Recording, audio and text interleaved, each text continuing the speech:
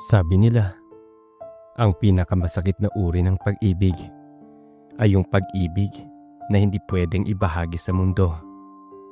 Yung kailangang mong itago sa dilim, sa likod ng saradong pinto at sa mga nakaw na sandali.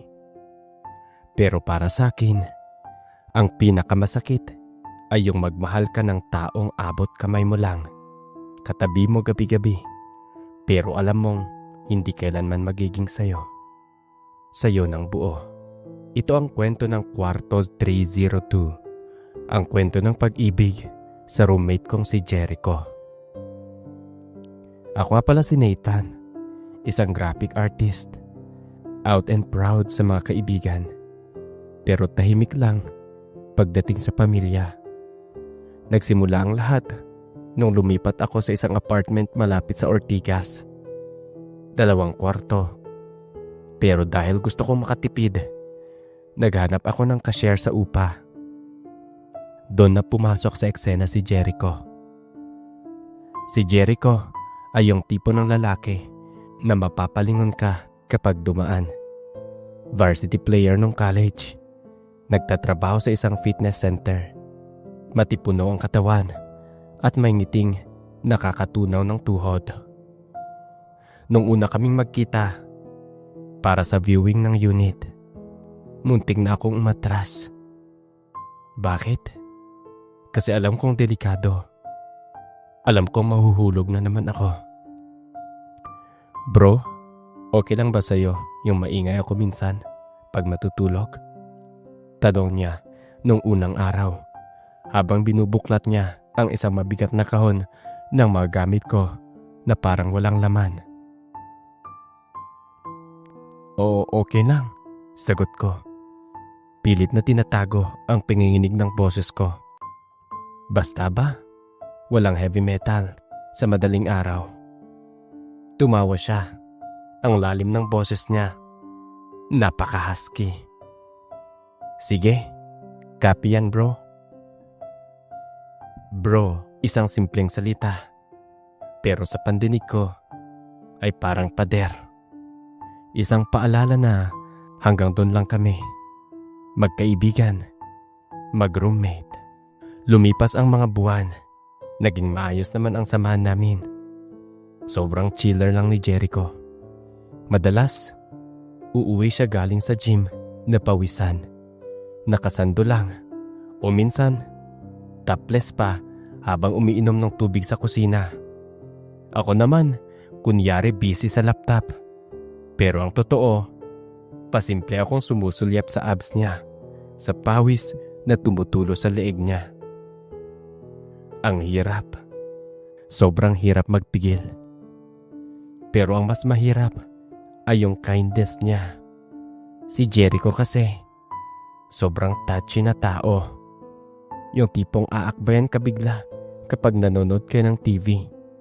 Yung hahawakan ang braso mo kapag kinukwento niyang pag may kinukwento siyang nakakatawa.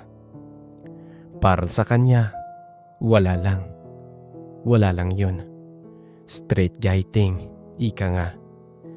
Pero para sa akin, bawat dampi ng balat niya ay parang kuryente sa pagkatao ko. Bawat tama niya, parang isang musika. Dumating na yung gabi na hindi ko inaasahan. Isang gabi, pero kaya palang baguhin ang lahat. Nobyembre noon, bagyong signal number 3. Walang pasok. Pareho kaming stranded sa apartment. Walang kuryente. Ang tanging liwanag ay ang kandila na nasa gitna ng maliit naming sala at ang ilaw mula sa power bank. Naglabas si Jericho ng emperador. Bro, inom tayo. Pampainit lang, yaya niya. Dahil malamig at wala rin namang magawa, pumayag na ako. Nagkwentuhan kami tungkol sa buhay, sa trabaho, at syempre, hindi mawawala yung patungkol sa love life. Kamusta na kayo ni Trina? Tanong ko. Girlfriend niya si Trina ng 2 taon. Tumahimik lang siya. Nilagok lang niya diretso ang baso ng alak. Wala na kami bro, sabi niya ng mahina. Doon ako nagulat. Ha? Kailan pa? Parang nung isang araw lang magka-video call kayo ha. Kanina lang tumawag siya. May iba na daw siya, sagot ni Jericho. Habang nakikita ko ang lungkot sa mga mata niya mula sa liwanag ng kandila. Ang sakit pala, no? Yung ibinigay mo ang lahat, pero kulang pa rin. At doon para kong naintindihan kung bakit siya may daladalang emperador. Para pala paglipasan ng oras, para makalimot ng sandali. Lumipat ako ng upuan at tumabi sa kanyang sofa. Tinapik ko ang likod niya. Kaya mo yan, Jay. Ikaw pa? Sa gwapo mong yan? Gwapo mo kaya? Kawalan niya yon? Biro ko para pagaanin ang loob niya. Tumingin naman siya sa akin. Yung mga mata niya ay mapungay dahil sa alak. Tingin mo ba gwapo talaga ako, Nathan? Tanong niya. Natigilan ako. Hindi niya ako tinawag na bro. Tinawag niya ako sa pangalan ko. Oo naman, sagot ko na medyo nauutal. Sino bang hindi magsasabi niyan? Ngumiti siya ng mapait. Bakit ako iniiwan? Bakit parang hindi ako sapat? Bigla siyang sumandal sa balikat ko. Mabigat ang ulo niya. Amoy alak at mint. Nanigas ako sa kinauupuan ko. Ang puso ko ay parang tambol sa lakas ng kabog. Nathan? Bulong niya. Buti ka pa. Lagi kang lang andyan. Hindi mo ako iniiwan. Hinaplos ko ng dahan-dahan ang buhok niya. Lakas loob. Bahala na. Ay, syempre, roommate kita. Roommate lang? Tanong niya. Umangat siya ng tingin. Sobrang lapit ang mukha niya sa mukha ko. At ramdam ko ang mainit niyang hininga. Sa labas, humahampas ang hangin at ulan. Pero sa loob ng kwarto, parang huminto na ang oras. Tinitigan niya ang mga mata ko. Tapos, bumaba ang tingin niya sa labi ko. Kinabahan ako noon. Ito na ba yun? Lasing na ba siya? O may gusto rin siyang sabihin? Jay, lasing ka na. Sabi ko, susubukan sanang lumayo ng konti para protektahan ang sarili ko. Ayokong umasa sa wala. Pero nagulat ako nang bigla niyang hinawakan ang kamay ko ng mahigpit. Hindi ako lasing, Nathan. Medyo may tama lang. Pero alam ko ang ginagawa ko. Sabi niya ng seryoso. Matagal ko na kasing napapansin yung mga tingin mo. Yung pag-aalaga mo sa akin kapag may sakit ako. Yung pagluluto mo ng adobo kasi alam mong paborito ko. Sa mga sinabi niyang yun, nanlak niya ang mga mata ko. Ano yun? Alam niya? Napapansin pala niya yung mga ginagawa ko para sa kanya. Je, okay lang? Putol niya. Okay lang kasi?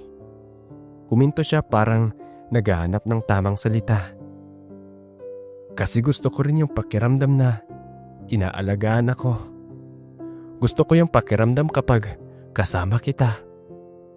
Hindi ko na napigilan. Tumulo na ang mga luha ko. Halo-halong emosyon.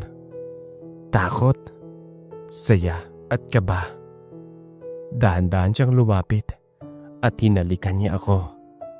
Hindi tulad ng mga nasa pelikula na explosive agad. Ito ay tentative. Nag-aalinlangan. Parang tinatanong niya kung pwede ba. Nung gumanti ako ng halik, doon na lumalim. Naging mapusok, naging gutom. At ang kamay niya na nasa kamay ko kanina, lumipat na sa bewang ko. Humila sa akin Papalapit hanggang sa magdikit ang katawan namin. Sa gabing iyon, sa gitna ng bagyo, nawala na ang salitang bro. Nawala ang roommate. Sa gabing iyon, nangyari ang lahat. Lahat ng init ng katawan namin. Nabasag ang mga pader na itinatayo namin noon sa pagitan namin. Nahubaran na ang katotohanan sa amin. At nangyari ang isang bagay na hindi ko makakalimutan. Hinayaan ko lang siya sa kung anong gusto niyang gawin. Ibinigay ko ang freedom sa kanya. At hindi ko na idedetalye kung paano. Pero sobrang nag-enjoy ako. Ipagpalagay ko na lang na nakakain ako ng cheese, nakatikim ako ng malaking lollipop nung gabing iyon mula kay Jericho. At siya naman, syempre, nakapasok sa isang kuweba. Kuweba ng buhay ko. At syempre, ipinaramdam ko sa kanya yung pagmamahal at init na nararamdaman ko nung gabing iyon. Kinabukasan nagising ako nang maaliwalas na ang panahon. Pero sa loob ng kwarto, bumalik ang bigat. Gising na si Jericho. Nakaupo sa gilid ng kama. Nakayuko. Nakahawak sa ulo. "Jay?" Tawag ko. Lumingon siya at nawala na yung init kagabi. Nakita ko na lang ay ang pagkalito. "Nathan?"